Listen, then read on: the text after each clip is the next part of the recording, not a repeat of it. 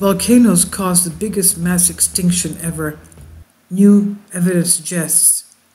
This is by the University of Cincinnati on phys.org. Just today's article. Researchers say the mercury buried in ancient rock provides the strongest evidence yet that volcanoes are what caused the biggest mass extinction in the history of our planet. The extinction took place 252 million years ago. It was so dramatic and widespread that scientists called it the Great Dying, quote unquote. And this Great Dying catastrophe killed off more than 95% of all life on Earth over the course of hundreds of thousands of years. Can you imagine how many other species and life forms must have been around if 95% of them were killed off by this Great Dying?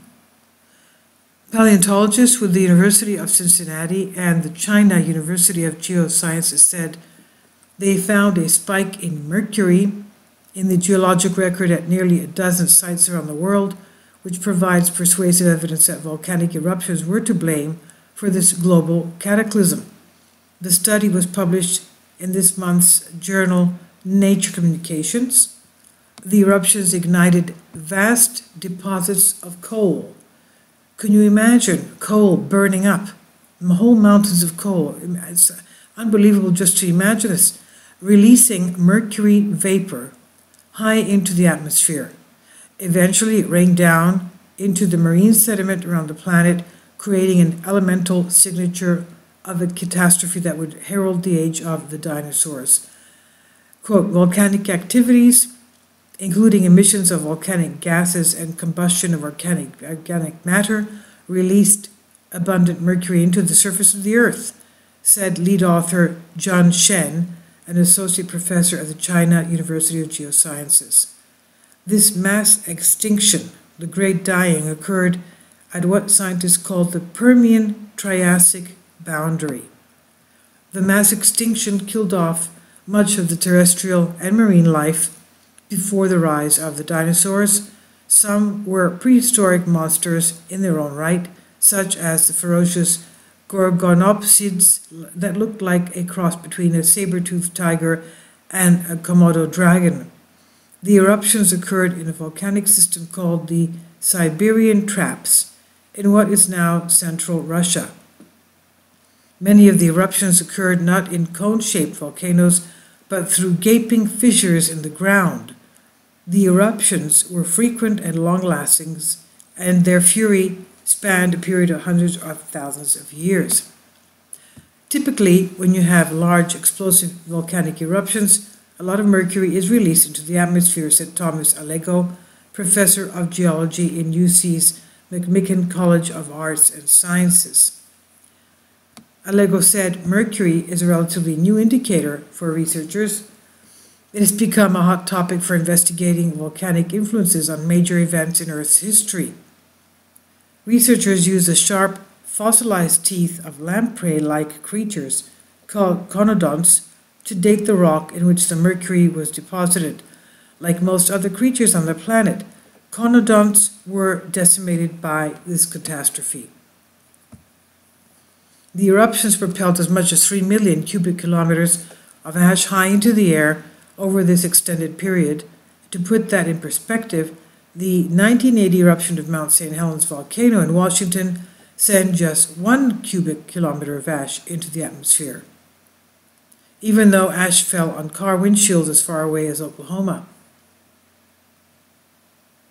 So 1 cubic kilometer from Mount St. Helens, as opposed to 3 million cubic kilometers from the Great Dying. So it was 3 million times more. In fact, Allego said the Siberian Traps eruptions spewed so much material into the air, particularly greenhouse gases, that it warmed the planet by an average of about 10 degrees centigrade. A warming climate likely would have been one of the biggest culprits in this mass extinction, he said, but acid rain would have spoiled many bodies of water and raised the acidity of the global oceans, and the warmer water would have had more dead zones from a lack of dissolved oxygen. Quote, we're often left scratching our heads about what exactly was most harmful. Creatures adapted to colder environments would have been out of luck, Allego says, so my guess is temperature change would be the number one killer. Effects would exacerbated by acidification and other toxins in the environment, stretching over an extended period, eruption after eruption, preventing the Earth's food chain from recovering as well. It's not necessarily the intensity, but the duration that matters.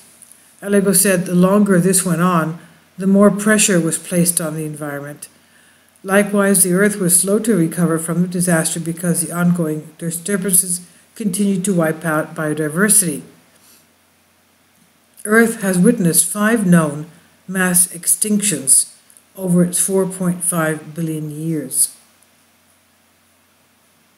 Scientists use another elemental signature, iridium, to pin down the likely cause of the global mass extinction that wiped out the dinosaurs 65 million years ago.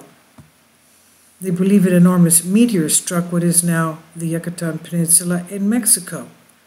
The resulting plume of superheated Earth, blown into the atmosphere, rained down material containing iridium that is found in the geologic record around the world. Shen said that the Mercury signature provides convincing evidence that the Siberian Traps eruptions were responsible for the catastrophe. Now researchers are trying to pin down the extent of the eruptions and which environmental effects in particular were most responsible for the mass die-off, particularly for land animals and plants. Shen said the Permian extinction could shed light on how global warming today might lead to the next mass extinction. If global warming indeed was responsible for the Permian die-off, what does warming portend for humans and wildlife today? The release of carbon into the atmosphere by human beings is similar to the situation in the late Permian, where abundant carbon was released by the Serbian eruptions, Shen said. Allego said it is cause for concern. A majority of biologists believe we are at the cusp of another mass extinction, the 6th big one. I share that view too, Allego said. What we should learn is this will be serious business that will harm human interests, so we should work to minimize the damage. People living in marginal environments such as arid deserts will suffer first, and this will lead to more climate refugees around the world as well. We're likely to see more famine and mass migration in the hardest hit places. It's a global issue and one we should recognize and proactively deal with. It's much easier to address these problems before they reach a crisis, he said.